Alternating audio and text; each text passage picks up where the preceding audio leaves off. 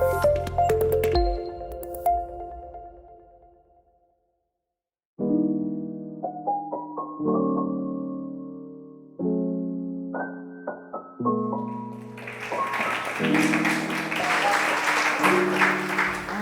hvala za povabilo, hvala Marjani za tak krasen uvod. Bom kratka in upam, da tudi zelo jedrnata. Sodobna filozofija korenin in kril pravi, da uspešne zgodbe prepleta zvestoba lokalni tradiciji z drznimi zamisli za prihodnost. S to modrostjo kljubuje konkurenčnim pritiskom na mednarodnih trgih podjetja Riko, ki daje okvir delovanju in razvoju Škrabčeve domačije. Ta v mali vasi na obrobju malega mesta vabi k kulturnim doživetjem pravzaprav obiskovalce iz celega sveta in v svojem sporočilu vselej na piedestal izpostavlja naš pomemben moto, da smo lahko v globalnih razsežnostih, hvala, izvirni, če bomo znali negovati in obenem svežiti svojo izvornost. Dobrodošli na Škrabčevi domačiji v Hrovačiji. Vas Hrovača leži neposredno zraven Ribence in kot vidite nekaj 50 hiš, morda kakšna več. V vaškem jedru, ki ohranja značilnost teh tradicionalnih vaških hiš, kraljuje Škrabčeva domačija. Pred 25 leti je bila to povsem neznana vas na slovenskem podeželju, danes pa lahko rečem, kot je že malo Marjana nakazala, je to nekakšna za nas pomembna kulturno-turistična postojanka v Ribnici, ki, kot rečeno, s kulturnimi vsebinami privablja obiskovalce iz celega sveta. Kakšna je bila torej razvojna os? Malo tripa, kako je danes. Gonila sprememb in spodbuda k razvoju celotne vasi je zagotovo Škrabčeva domačija, njena prenova in tudi vsebinska revitalizacija. Pa si malo oglejmo. Tu na Škrabčevi domačiji se rodil znameniti jezikoslovec pater Stanislav Škrabec v 19. stoletju. Družinska domačija pa je po drugi svetovni vojni, ko so se njeni prebivalci odselili bližnjo Ribnico, propadala. Vse dokler ni njen dedič, to je Janez Škrabec, direktor podjetja Riko, kot zelo mlad podjetnik, tam v sredini 90. let, prepoznal njeno kulturno, spominsko in etnološko vrednost, se lotil obnove in jo ob tem brezpogojno zaupal stroki, se pravi etnologom, arhitektom, konzervatorjem, umetnostnim zgodovinarjem. Kakšno je bilo torej izhodišče? Z osnovo, prenovo in vsebinsko revitalizacijo smo tkali preomenjen koncept korenin in kril, kar pomeni, če zgostim, prenoviti, kar je vredno obnove, ostalo pa spoštljivo in strokovno pomladiti oziroma posodobiti in odpirati pot novim vizijam. Leta 1989 je bila prenovljena, recimo, če si malo gledamo, skoraj celotna Škrabčeva domačija, to je ta stara družinska hiša, tipična v Hrovači, dvodelna, tle na moji levi je bil nekdaj hlev, danes je privat stanovanje, v nekdanjem stanovanjskem delu pa je muzejska postavitev oziroma je ohranjena njena podoba med obema vojnama. Gospodarska poslopja, to je Kašča, Kozolec, oba sta izvorno oziroma avtentično ohranjena. Ta pravilnost odločitve, pa predvsem pa odličen odmev v javnosti, je pa že generiral naslednji postopek, to je bila pa revitalizacija starega skednja. Starega skednja nismo mogli obnoviti, ker je bil zelo dotrajan in je izgubil to svojo prvotno namembnost, zato smo z lastnim sistemom gradnje izgradili novega, zunanjo podobo obnovili, gabarite ohranili, notranjost pa spremenili v razstavni in sodobni prireditveni prostor. Tako da ta izvirna Škrabčeva domačija, ki je bila dejansko v lasti družine, je bila zaključena, zaživeli so vsi načrtovani vsebinski programi, velik eho je pa seveda vse to doživelo pri naših sovaščanih. O tem malo kasneje. Vse to pa je bila seveda velika spodbuda, da smo razvijali ambicije še naprej. Prvo priložnost smo ugledali v sosedovi Kersničevi Kovačnici, ki smo jo odkupili od dedičev. S prenovo smo seveda ohranili na spomin na obrtno dejavnost mojstrov Kersničeve družine, ohranili tudi njihovo ime.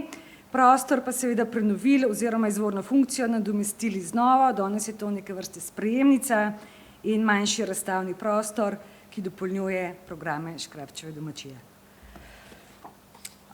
Seveda, ves ta čas pa smo se že spogledovali z novimi ambicijami, ki smo jo prepoznali v propadajoči Boštjanovi hiši, stoji vizavi Škrabčeve domačije, ki, kot vidite, jo je takrat močno najedel zob časa. Zunanja prenova se je prenovila, notranjost pa smo spremenili v mali dizajn butik hotel. Po zaslugi Mike Cimolini, hvala za tako izvirno rešitev, ki je bila avtorica prenove interjerov, smo tudi v 4 sobah dejansko povzeli vse tisto, kar je značilno za našo Ribniško dolino. To je soba travnik, ogromno travnikov imamo, to je soba pašnik, to je soba gost in to je naš senik.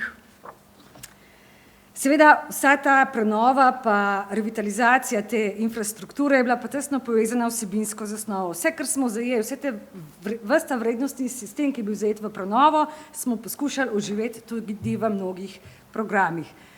Domačija, stara domačija kot ta muzejska postavitev vabi na ogled avtentične bivanjske kulture, ker je Škrabčeva domačija zibelka, tudi patra Stanislava Škrabca smo njemu v spomin pa potrditev njegovim dedičam ustanovili štipendijski sklad za štipendiranje mladih oziroma študentov jezikoslovja. Skadan od leta 2003 gosti redne mesečne pogovore z literati, humanisti, družboslovci, premišljevalci aktualnega trenutka. In Boštjanova hiša omogoča svojim gostom tudi butično gostoljubje v avtentičnem kulturno-muzejskem ambientu. Ne obnavljamo pa seveda le tradicije v arhitekturi in običajih, svežimo jo tudi na področju kulinarike, večkrat smo že slišali, kako pomembna je le-ta. V Hrvačiji omogočamo, da naši gosti dejansko okušajo tradicionalne, lokalne jedi, seveda malo bolj v moderni preobleki. Tukaj je bil glavni gost, če ga prepoznate, Jo Nesbo. Velik hit oziroma tisto 5-zvezdično kulinarično doživetje pa mi imenujemo Titov meni oziroma jedilnik po ribniško. V 70 letih prejšnjega stoletja je Tito obiskal takrat najbolj popularno gostilno pri Cenetu v Ribenci, žal je propadla, in so mu postregli tak predsedniški meni s tipičnimi značilnimi ribniškimi jedmi. In ta meni je Tito dobil na, kako se reče, zdaj sem pa pozabila, taki deščici.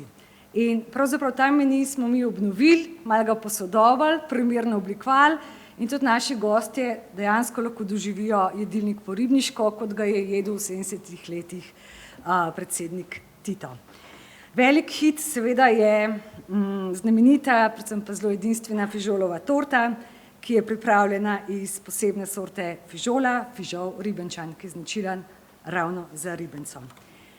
Vse to, kar pa delamo mi v okviru Škrabčeve domačije, pa nikakor ne bi bilo mogoče, če vse to ne bi bilo podprto s strani sovaščanov oziroma z nekim medsebojnim sodelovanjem, ki ga spostavljamo in non-stop generiramo.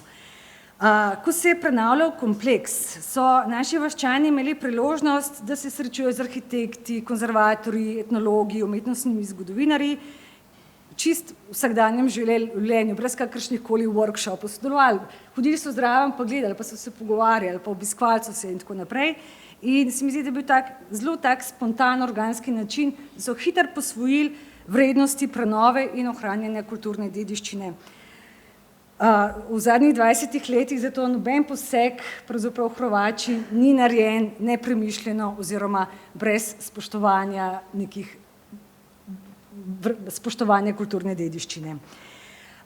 Seveda vse to, kar se je dogajalo ob prenovi in po prenovi na Škrabčevi domačiji, pa vaščane spodbuji, da so se povezali v vaško etnološko društvo, začeli so obujati stare vaške običaje, pripravljati etnološke dogodke in negovati pravzaprav tisto, kar je za vsako vas ali pa skupnost najpomembnejše, medsebojne vezi, ki so jih deležni tudi naši gostje. Ker marsikateri poslovni obisk, ki ga mi speljemo na Riku, tukaj na domačiji, pravzaprav doživi tak njihov zelo inovativen sprejem, od pogostitve do obiska Ribenčana Urbana, če še niste bili, to je zelo tako, dosti navihano zna zveneti.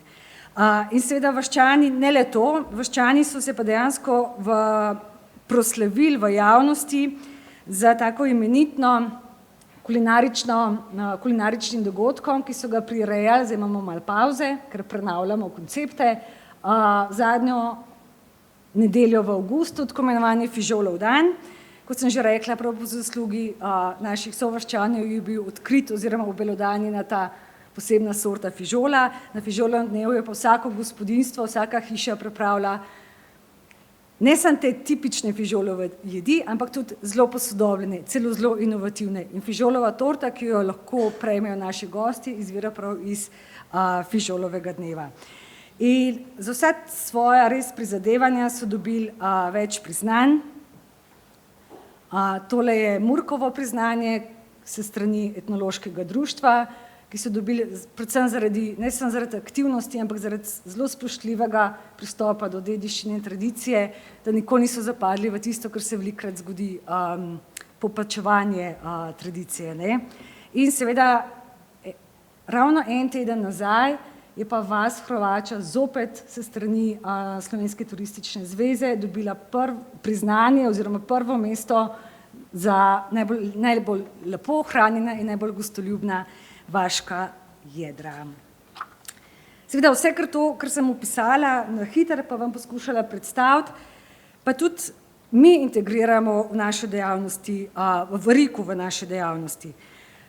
Prvič, naša poslovna javnost je vselej vabljena na naše dogodke, ki jih pripravljamo in nikakor ne skrivamo. In če boste kdaj imeli sponzorje, pogovor s sponzorji in kar zagotovite, da vse te vsebine, ki jih ponujate, to je tipičen primer, res ustvarjajo naklonjeno mnenje v javnosti, če za tako dobro sodelovanje, pa ne inštrumentalizirano, zagotavlja zanesljivost in zaupanje pri poslovnih partnerjih.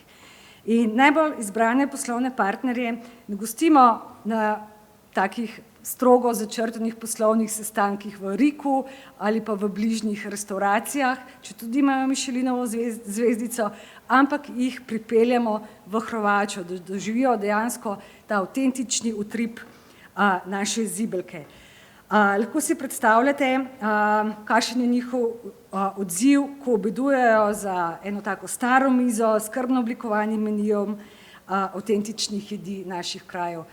Nekaj takega ne morejo nikjer drugje doživeti. Ali veste ali pa ne, Riko je tudi znan po svojih lesenih hišah in vsak kupec, investitor, večinoma so to tujci, pridejo na obisk ne samo na ogled proizvodnje Riko hiš, kjer spoznajo tehniko izdelovanja Riko hiš in vse ostale odlike, ampak se preko skrbno načrtovanega obiska soočijo s celovitostjo našega izdelka, njeno tradicijo in vsemi njegovimi dodanimi vrednostmi. Ta fotografija je iz leta 2002, ko smo skupaj še z nekaterimi proizvajalci dejansko orali ledino na področju lesene gradnje. In takrat so nas vsi spraševali, koliko časa pa traja lahko ena lesena hiša, se to po 10 letih sesuje. Tale obisk kašče, ki nosi letnico v notranjosti 1823, so doživeli živi dokaz, da je to dejansko ne samo trajnostna, ampak tudi trajna gradnja.